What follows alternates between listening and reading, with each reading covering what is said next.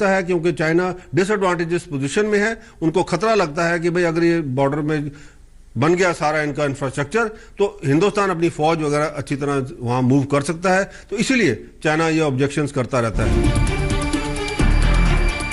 भारत के कड़े कदम के बाद चीन गलवा घाटी में पीछे हटने पर मजबूर हुआ है। हालांकि पेंगोंग झील के इलाके में भारत चीन आमने सामने है, लेकिन भारत ने ठान लिया है कि वो चीन को पीछे ढकेल कर ही मानेगा। भारत ने चीन को इस बात साफ कह दिया है कि हम अपनी भूमि का एक भी हिस्सा, 1 इंच हिस्सा भी नहीं छोड़ेंगे।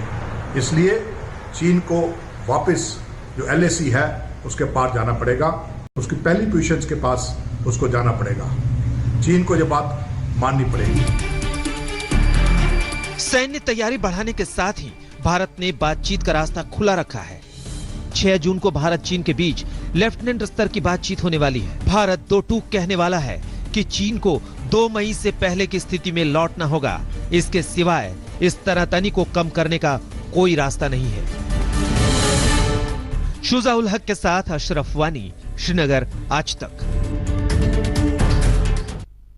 चीन के खिलाफ भारत के चक्रव्यूह का दूसरा घेरा आज और पुख्ता हो गया। भारत और ऑस्ट्रेलिया ने ऐसा सामरिक समझौता किया जिससे हिंद प्रशांत महासागर में चीन को कड़ी टक्कर मिलेगी। अब भारत और ऑस्ट्रेलिया इस महासागर में एक दूसरे के सैन्य ठिकानों का इस्तेमाल कर सकेंगे।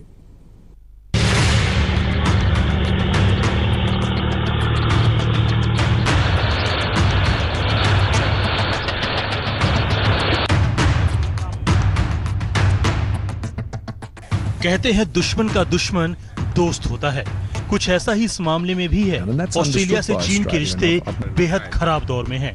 वहीं भारत के साथ चीन लद्दाख में लड़ने भिड़ने पर उतारू है।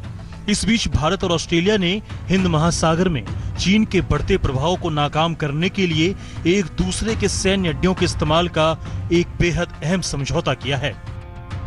भारत के प्रधानमंत्री नरेंद्र मोदी और ऑस्ट्रेलिया के प्रधानमंत्री स्कॉट मॉरिसन के बीच वीडियो कॉन्फ्रेंसिंग के जरिए पहली शिखर बैठक हुई। इसमें दोनों नेताओं ने इशारों में चीन को सख्त संदेश दिया। भारत ऑस्ट्रेलिया के साथ अपने संबंधों को व्यापक तौर पर और तेज गति से बढ़ाने के लिए प्रतिबद्ध है। यह न सिर्फ हमारे दोनों देशों के लिए महत्वपूर्ण है, बल्कि इंडो पैसिफिक क्षेत्र और विश्व के लिए भी आवश्यक है। वहीं ऑस्ट्रेलिया के प्रधानमंत्री स्कॉट मॉरिसन ने साफ कर दिया कि हिंद प्रशांत क्षेत्र में चीन की दबंगई नहीं चलेगी। इसमें भारत की भूमिका आने वाले वर्षों में अहम रहने वाली है। In the Indo-Pacific, we are committed to an open, inclusive, prosperous Indo-Pacific, and India's role in that region, our region, will be critical in the years ahead.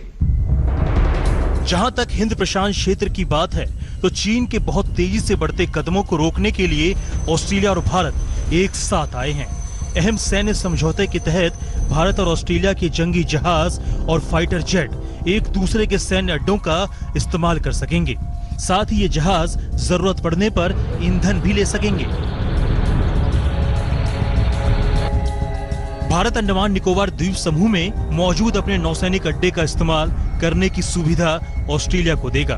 दूसरी ओर ऑस्ट्रेलिया इंडोनेशिया के पास स्थित अपने कोकोस द्वीप समूह पर स्थित नेवल बेस को भारत के लिए खोल देगा। इससे दोनों देशों की नौसेना हिंद महासागर में मलक्का स्ट्रेट और आसपास के इलाके पर कड़ी नजर रख सकेगी। दरअसल हिंद प्रशांत के इस क्षेत्र में चीन अपना दबदबा कायम करना चाहता है। समुद्री लुटेरों पर कार्रवाई के नाम पर उसने इन इलाकों में अपने युद्धपोत उतार दिए हैं। इनमें मिसाइल से लैस डेस्ट्रॉयर तैयान और फ्रिगेट जिंगझोउ शामिल हैं। ये 690 चीनी सैनिकों के टास्क फोर्स का हिस्सा है। इसमें 2 दर्जन हेलीकॉप्टर भी शामिल हैं। चीन का बहाना यह है कि वो इस रास्ते होने वाले अपने व्यापार की सुरक्षा करना चाहता है। इसी रास्ते चीन का बहुत सारा सामान अफ्रीका और एशिया के देशों में जाता है। कुल मिलाकर चीन का 60% कारोबार इसी रास्ते होता है। हालांकि ताइवान, जापान और दक्षिण कोरिया के जहाज भी यहीं से गुजरते हैं। लेकिन चीन इस पूरे इलाके पर अपना दबदबा कायम करना चाहता है। यही वजह है कि जब भारत ऑस्ट्रेलिया एक दूसरे के सैन्य ठिकानों के इस्तेमाल का समझौता कर चुके हैं, तब चीन भी पीछे नहीं है। वो ऑस्ट्रेलिया के बेहद पास सोलोमन आइलैंड में अपनी पैठ बढ़ा रहा है।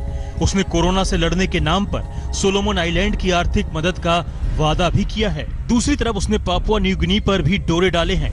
यहाँ भी उसका इरादा अपना सैन्य ठिकाना बनाने का है।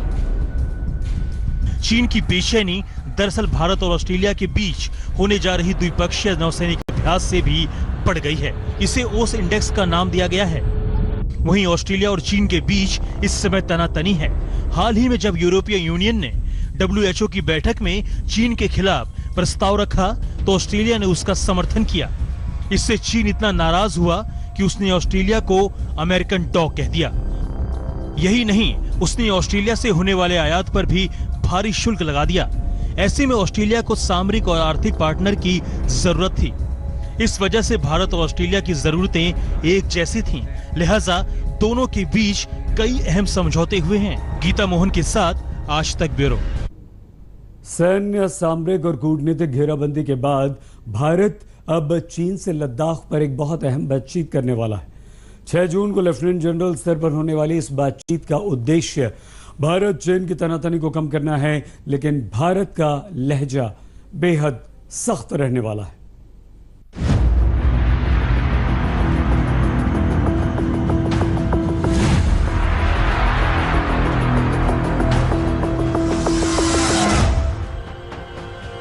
भारत चीन में तनातनी के बीच 6 जून को होगी सबसे अहम बातचीत। लेफ्टिनेंट जनरल लेवल की इस बातचीत से पहले भारत ने चीन पर ऐसा दबाव बनाया कि उसे अपने कदम पीछे खींचने पड़े। गलवान घाटी में चीन जहां 2 किलोमीटर पीछे हटा, वहीं भारतीय सेना 1 किलोमीटर पीछे आई। भारत ने संकेत दिया कि वो बातचीत के लिए तैयार है, लेकिन चीन को 2 मई से पहले की स्थिति में लौटना पड़ेगा। भारत की भी यही कोशिश है कि तनाव किसी भी सूरत में न बढ़े, बल्कि मिलिट्री लेवल पर यदि बातचीत करनी है तो मिलिट्री लेवल पर बातचीत करके, डिप्लोमेटिक लेवल पर बातचीत करनी है तो डिप्लोमेटिक लेवल पर बातचीत करके उस मामले को सुलझाया जाना चाहिए। और इस समय मैं जानकारी देना चाहता हूं कि मिलिट्री लेवल पर और डिप्लोमेटिक लेवल पर इस समय चाइना के साथ बातचीत चल रही है। भारत चीन के बीच ये बातचीत लेफ्टिनेंट जनरल के स्तर पर होने वाली है। 14वीं कोर के commander lieutenant general Harinder Singh इसमें भारत की नुमाइंदगी कर सकते हैं। लेफ्टिनेंट जनरल हरिंदर सिंह इससे पहले मिलिट्री इंटेलिजेंस के डायरेक्टर जनरल थे। उन्होंने कुछ महीने पहले 14वीं कोर के कमांडिंग अफसर की जिम्मेदारी संभाली है। बताया जा रहा है कि ये बैठक लद्दाख में चुशूल इलाके के करीब होगी। हालांकि बातचीत के दौरान बुनियादी ढांचे को खड़ा करने का काम तेजी से आगे बढ़ता रहेगा। दूसरी तरफ चीन भी अपने इलाके में बुनियादी ढांचा और सैनिकों के लिए कैंप खड़ा करने की गतिविधि को बढ़ा रहा है। खास तौर पर पेंगोंग झील के आसपास उसके सैनिकों की मौजूदगी है। इस वक्त खुफिया रिपोर्ट यही बताती है कि भारत और चीन के बीच नियंत्रण रेखा पर हालात तनावपूर्ण हैं। पिछले एक महीने के दौरान चीन ने लद्दाख के लगभग इलाकों में दूसरी तरफ जो सैन्य तैनाती की है भारत के खिलाफ, उसको लेकर सारी रिपोर्ट केंद्र सरकार को सौंपी गई है। और अब उम्मीद की जा रही है कि 6 जून को जब 14 core commander lieutenant general Harinder Singh चीनी काउंटर पार्ट से बात करेंगे तो इस मसले पर आगे का रास्ता निकल पाएगा। पेंगोंग इलाके पर खास नजर है। करगिल युद्ध के दौरान मौके का फायदा उठाते हुए चीन ने अपने इलाके में सड़क बना ली थी। अब उसके दम पर चीनी सैनिक गाड़ियों से नियंत्रण रेखा के बेहद करीब आ गए हैं। 6 जून की बातचीत में ये सारे मुद्दे उठ सकते हैं। मंजीत नेगी, आज तक। आप देख रहे हैं विशेष।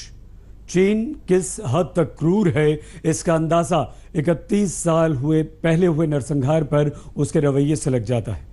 6 हफ्ते तक चले लोकतंत्र समर्थक आंदोलन को उसने टैंक्स और बंदूकों से कुचल दिया था, लेकिन आज तक चीन को इसका अफसोस नहीं है।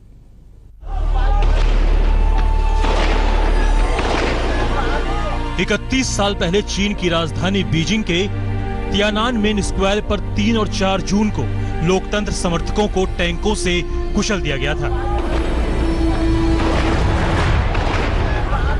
उन पर अंधाधुंध गोलियां बरसाई गई थीं। चीन सरकार के आदेश पर हुई सैन्य कार्रवाई में 10,000 से ज्यादा लोगों की मौत हुई थी। चीन ने हमेशा की तरह इस बार भी अपनी बेरहम कार्रवाई को सही ठहराया है। चीन कम्युनिस्ट पार्टी ने कहा है ये कार्रवाई बिल्कुल सही थी और उसने समाजवादी राजनीतिक मॉडल को अपनाकर बिल्कुल सही फैसला किया। उधर हांगकांग में 31 साल पहले हुई क्रूर कार्रवाई का विरोध अपने तरीके से किया गया। पाबंदी को तोड़कर बड़ी संख्या में लोग सड़कों पर उतरे। आज तक ब्यूरो।